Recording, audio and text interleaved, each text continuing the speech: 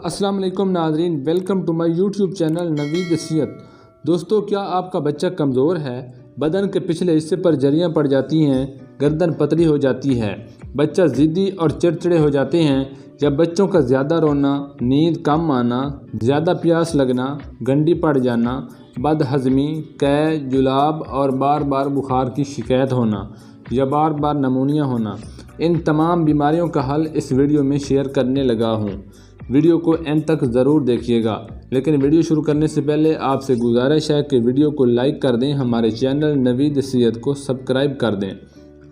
ناظرین، بعض اوقات ایسے ہوتا ہے کہ بچوں کے پیٹ میں ہوا بھر جاتی ہے یا خونی پیچس، الٹیاں، پیٹ درد ہونا۔ اس کے علاوہ بچہ زیادہ کمزوری کی وجہ سے گردن کھڑی نہیں کر سکتا اور ہڈیوں کا ڈھانچہ بن جاتا ہے۔ یہ بعض اوقات بچوں میں سب علامتیں کم یا زیادہ ہوتی ہیں۔ یہ مرض یا تو ماں کے پیٹ سے بچوں کے ساتھ آتی ہے، یا خسرہ، چیچک اور ٹائیفائڈ بخار کے بعد، یا بعض اوقات دانت نکلتے وقت بھی ایسا ہوتا ہے۔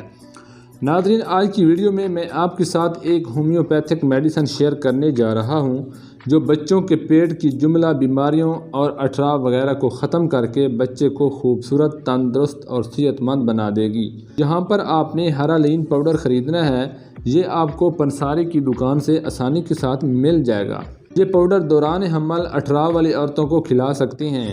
اس کے بعد جب بچہ پیدا ہو تو اسی دن سے ہی بچے کو کھلا کر صحت مند اور خوبصورت بنا سکتے ہیں۔ اب میں آپ کو بتاتا چلوں کہ کتنی مقدار دینی ہے۔